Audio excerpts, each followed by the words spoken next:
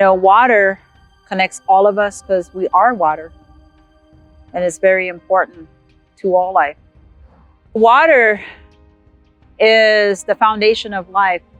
Water surrounds Miami. Water pollution and contamination is a force to be reckoned with in modern times. Many people, institutions, and organizations are putting effort to tackle the issue.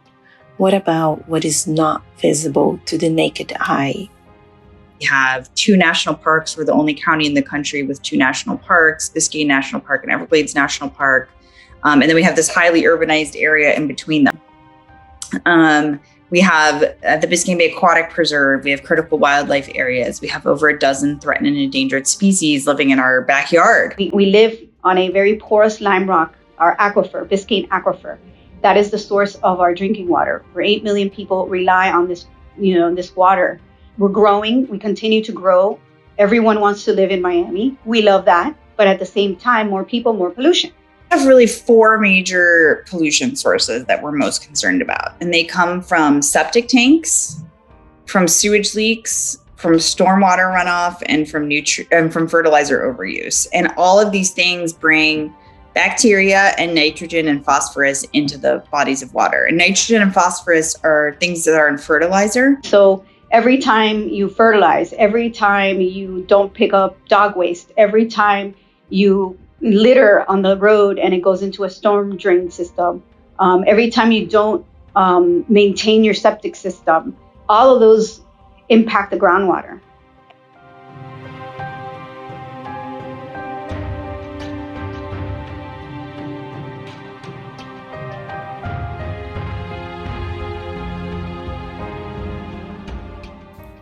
Danger lives in our water.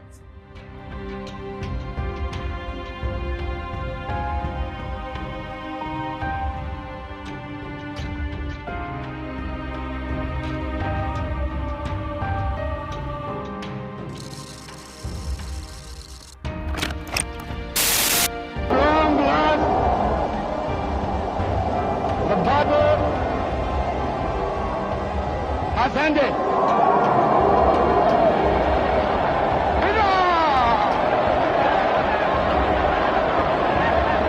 And thus, Ghana, your beloved country, is free forever.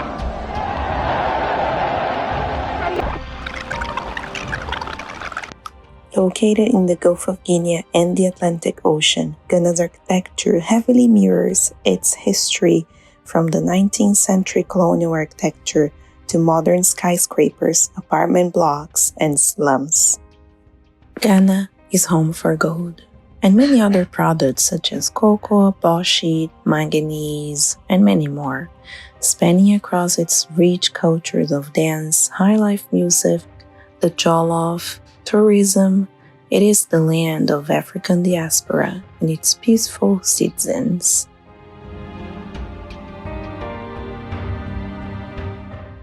What if Ghana is inwardly depressed and outwardly flamboyant? What does Ghana hide? Galamsey.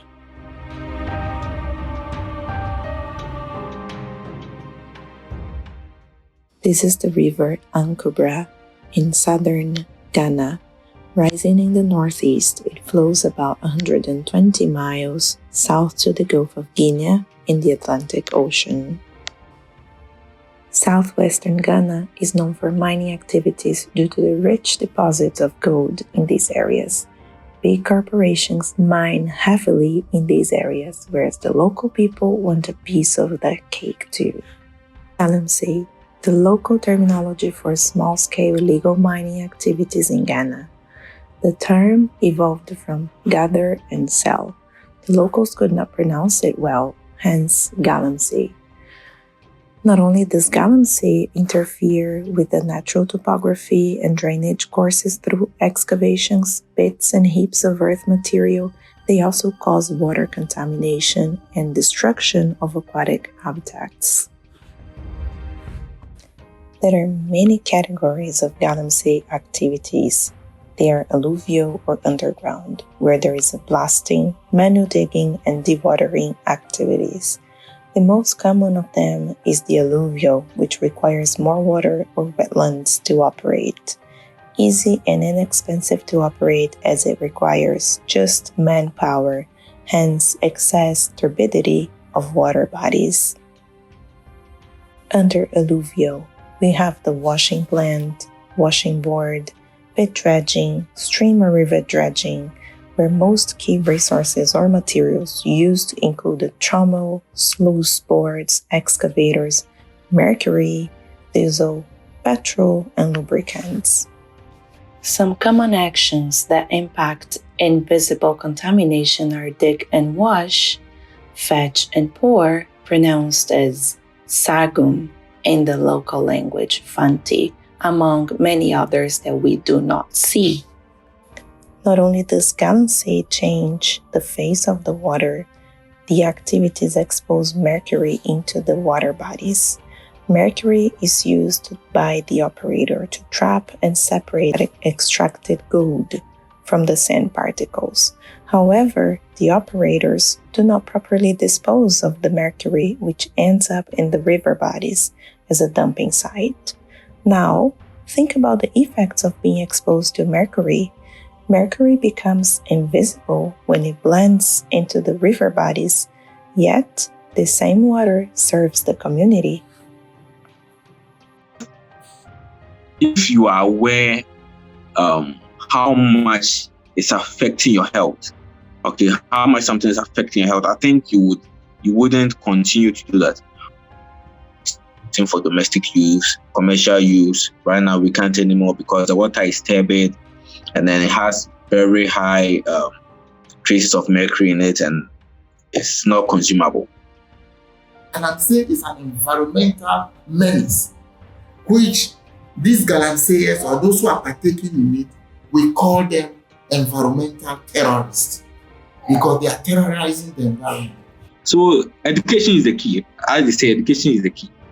And if you don't work on this, it's going to be very, very serious for the country.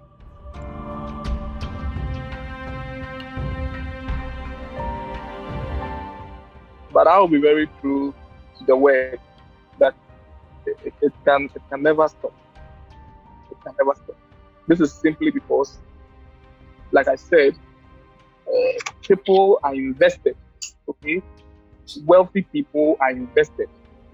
Even foreign, investors are also invested. Well-vested, so it's very difficult. And coupled with the unemployment situation in the country, it's very difficult to stop. And like I was saying, that the youth see as a way to get cheap money. The investors seem to get, huge profits out of it. And so it's not something that I think is going to stop anytime soon.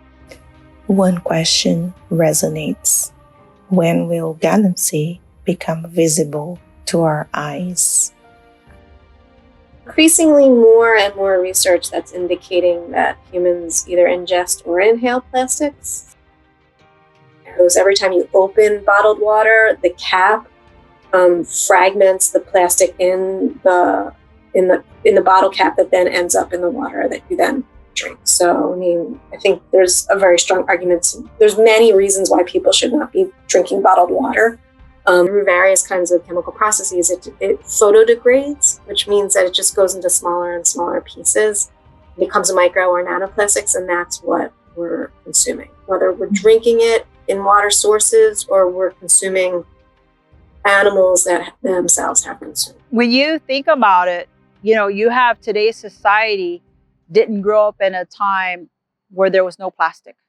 But when you go back in history, plastic did not exist. So it is possible to move forward without plastic. A lot of people don't realize when they open their faucet where the water actually comes from, when they flush the toilet where the water goes.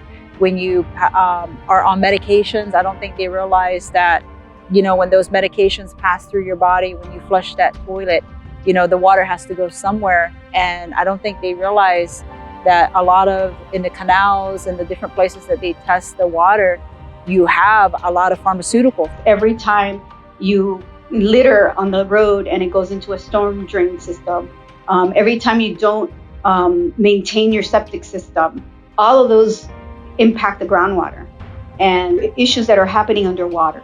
And the average boater, the average person walking by, the seawall won't see that happening, but it's happening. We have a pretty low awareness level generally in Miami. We have a very, built environment and not a lot of emphasis on maintaining connection to nature and to the water. But at the same time, it is so important to the community. Today, we see beautiful lawns, all green, and everybody's, trying to fertilize to make sure that it looks pretty.